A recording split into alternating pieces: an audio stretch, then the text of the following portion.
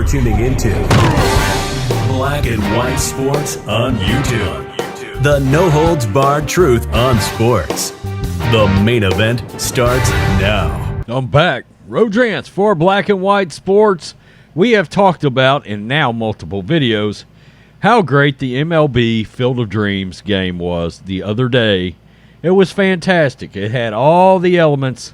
Emotion, of course, brought us back to the old movie from the late 80s with Kevin Costner and James Earl Jones. And they played a game out there. The White Sox, the Yankees, and it was awesome.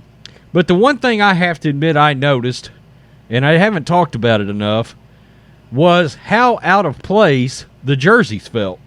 And also, just yesterday, last night, I tried to put a thumbnail together, and I was like, I want a logo for this Field of Dreams thing. And I found a logo, and on the logo it says, presented by Geico. And you're like, oh, good God. I used it because that's all I could find.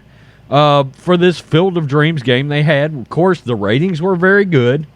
I pointed out, as good as the ratings were, and they were the best in 16 years, the NFL Hall of Fame game still whipped them by like 1.4 million viewers. A preseason NFL game outdrew the biggest MLB rating in 16 years. So as good as Major League Baseball did on that night, and they did great, they still can't sniff the NFL, even in preseason.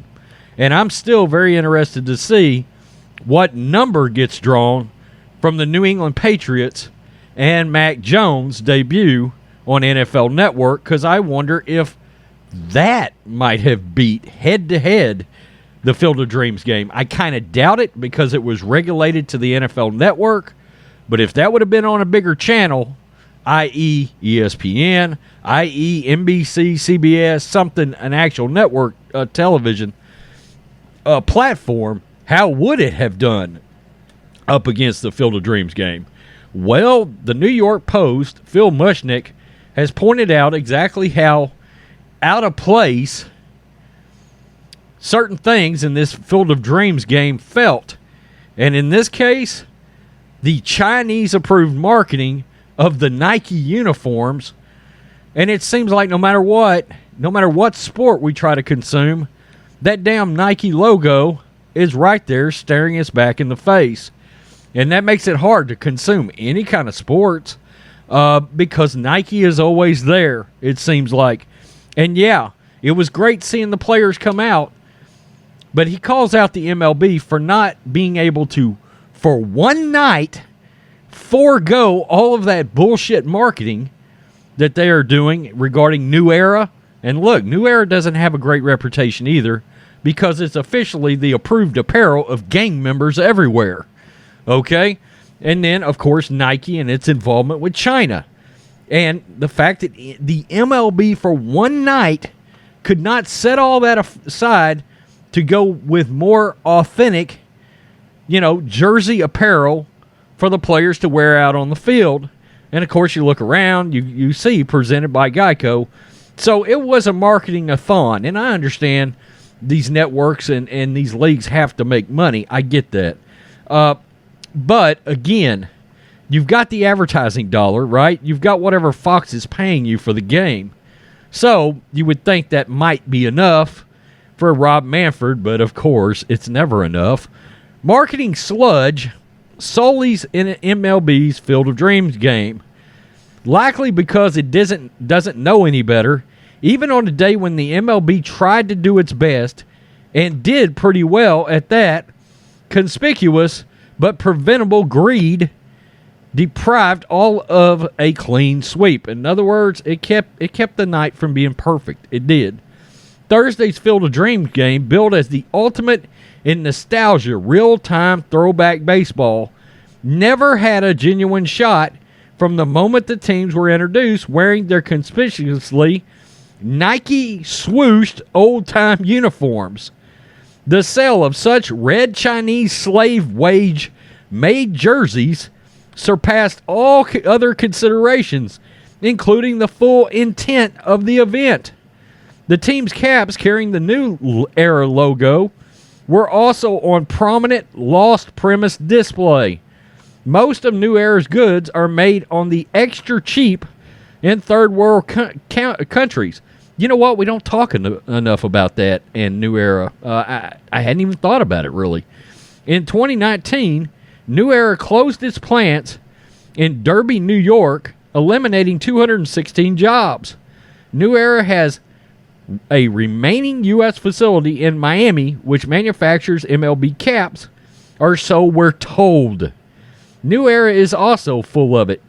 It is suspiciously transparent that New Era has relied on U.S. street gangs to set the fashion and color schemes of its caps, many carrying MLB logos. For example, in addition to producing team caps in colors favored by the Crips and the Bloods, it produced a Yankees cap with a crown overlapping the New York. That crown being similar to the logo of the murderous Latin King street gang. What a coincidence. But after a group of Harlem parents, the Coalition to Protect Our Children, protested such dangerous but calculated sales strategies, recently it's been brought to our attention that some combinations of icons and colors on select number of caps could be too closely in association with gangs. Who knew? Yet, a New Era commercial showed fans servicing their street cred by wearing various colored NFL team caps. The ad cut to a shot of a vandal spray painting a Raiders logo on an outdoor wall. Yeah, New Era had no idea. So New Era caps, even during the Field of Dreams game, were given prominent on-field status despite zero, that's zero, nothing, negative, historic connection with old-time big-time baseball. Also prominent display Thursday were FTX logos on the umpires' jerseys, FTX being the official unregulated cryptocurrency of the MLB since way back in, you guessed it, this year. What would these commercial entities have done if MLB said sorry, but no logos for this game? This one's only about good old-fashioned baseball. Raised a stink that would have left them looking like unconditional pigs. MLB, even on the day when it pretended to do its best on behalf of the game, couldn't take even one day off from its self-evident addiction to money. But to have hoped for better was kind of a reality that only exists on fields seen in dreams. So, he's got a hell of a good point that for one night, Rob Manfred and the greedy hands of the MLB couldn't take one night off from wearing swoosh displayed jerseys. You know, they didn't have that back in the day. And New Era caps. You couldn't go with old style caps, even if they're manufactured by New Era, but not have the logo shown. I mean, it's pretty ridiculous. And of course, the umpires advertising their cryptocurrency. We all know Nike and the Chinese connection because that's something we talk about a lot involving the NBA, but we don't talk about it enough with MLB or NFL for that matter. Oregon Ducks, anybody. I mean, college football, it's everywhere.